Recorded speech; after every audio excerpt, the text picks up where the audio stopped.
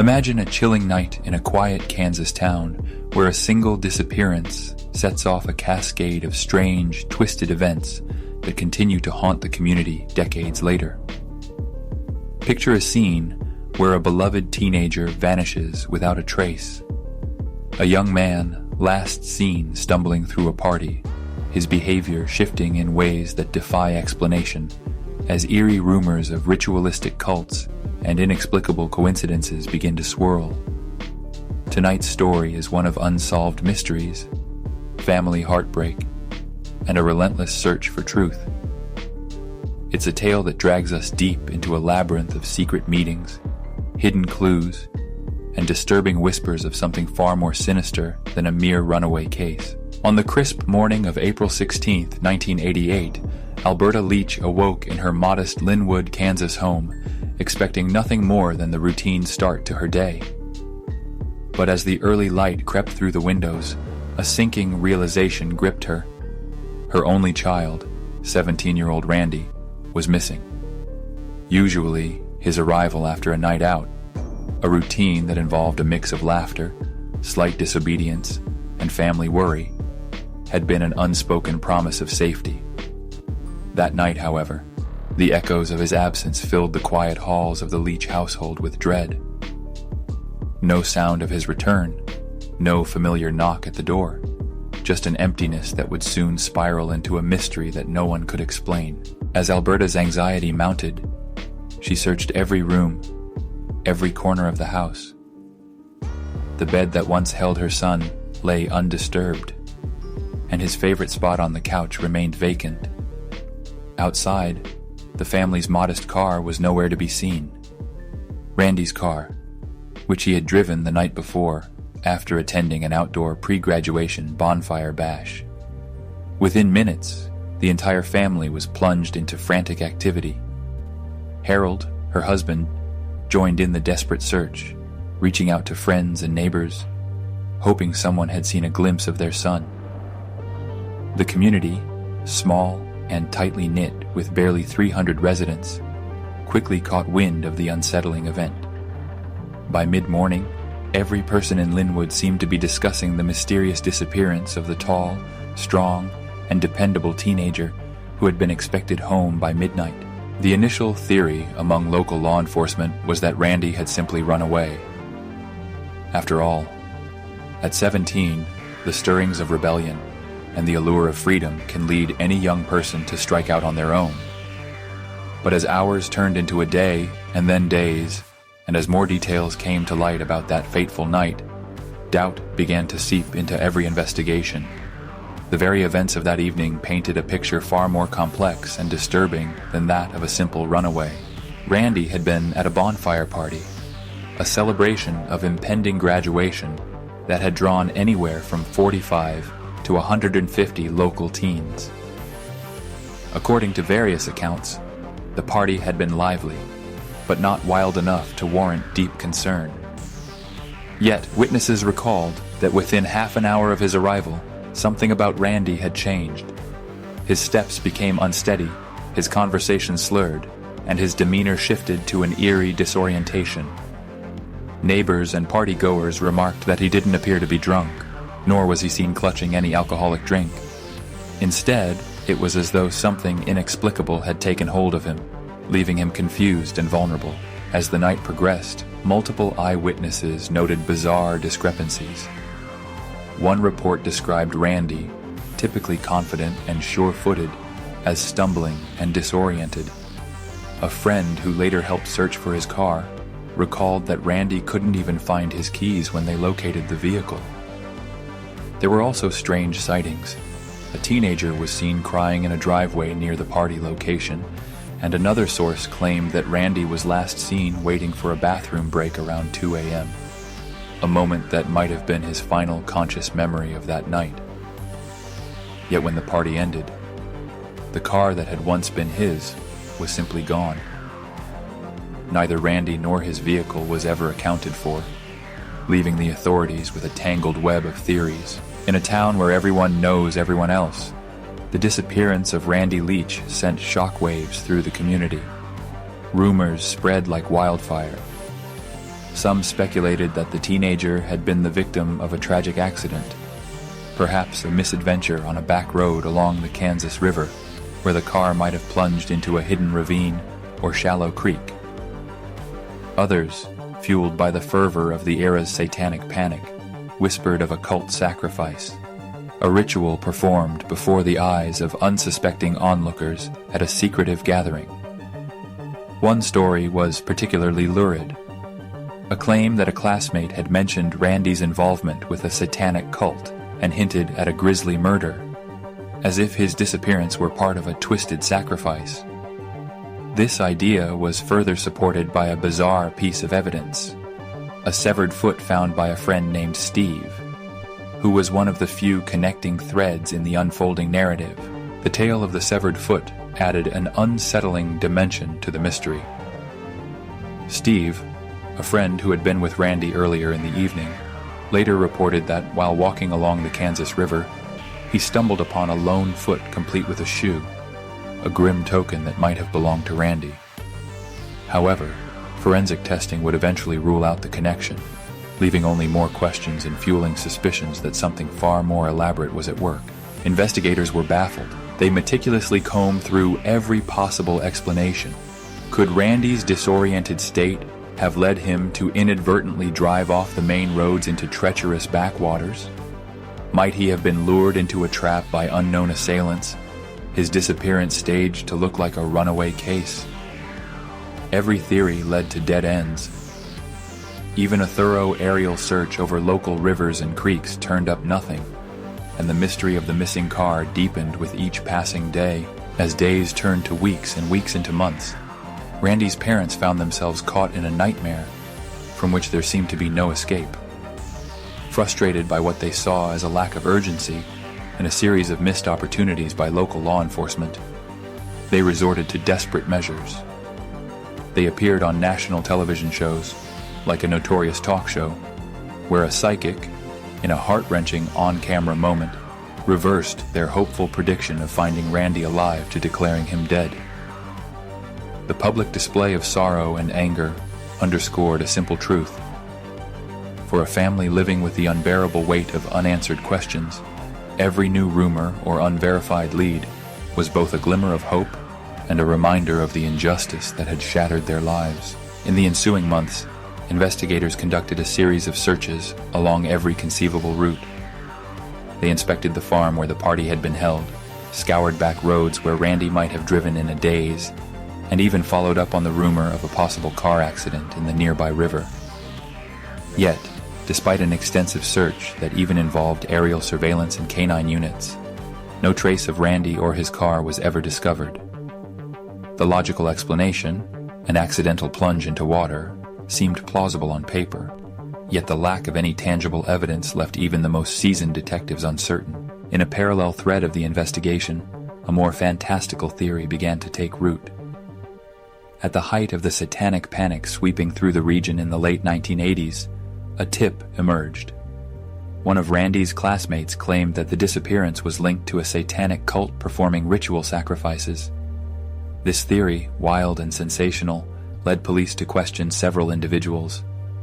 Among them was a classmate named Rob, who was notorious for being the black sheep of the community. Rob's subsequent testimony, and his later regret when his words were interpreted as implicating him, only added layers of confusion. His recollections of heavy metal influences, mysterious cult activities, and even a single drink that might have triggered something beyond the ordinary provided fodder for those who believed that something supernatural was at play. Then came a dramatic twist. A young man from a nearby town, Edwardsville, walked into a police station with a shocking claim.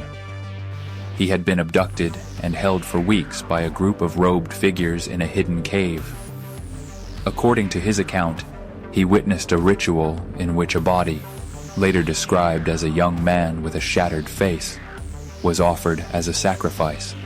Though his story passed several polygraph tests, the local authorities, wary of stirring further controversy and possibly infringing on jurisdiction, ultimately retracted the search of the cave after initial investigations turned up nothing concrete. This retraction, coupled with a series of other bizarre incidents, such as unexplained fires that destroyed key properties and the disappearance of Randy's car, fueled the impression that every stone was being deliberately turned over and then set aside. Adding to the swirl of intrigue was the emergence of a shadowy figure known only by the pseudonym Terry Lee. Claiming to be a research journalist and using an alias for protection, Terry Lee staged an elaborate press conference at the Leach family home. For 3 grueling hours, he presented what he claimed was evidence of a satanic cult operating in the area for over 15 years. According to Terry Lee, Randy had been the unwilling victim of a ritual murder witnessed by dozens, and 2 others had been killed trying to intervene. His account was filled with ominous details, a secret cabal, cryptic symbols in caves, and even whispered connections to an unsolved murder case in Topeka, where a man and his wife had been found dead under mysterious circumstances. Though his dramatic revelations initially spurred a flurry of arrests, the authorities soon dismissed the evidence as inconclusive, and those arrested were released without charge. Throughout all this, the Leach family was left stranded on an emotional roller coaster. Harold and Alberta found themselves caught between hope and despair, between the possibility of a rational explanation and the creeping fear that their son had been swallowed by a force much larger than anyone had imagined.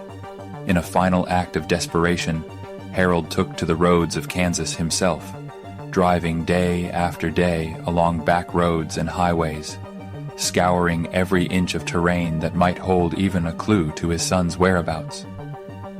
His tireless search, matched only by the growing chorus of community support, including a petition signed by 12,000 local residents, underscored the sheer determination of a family unwilling to give up, even as the evidence remained maddeningly elusive. As the years dragged on and the initial frenzy faded into a state of bitter inaction, new developments began to surface, each more perplexing than the last.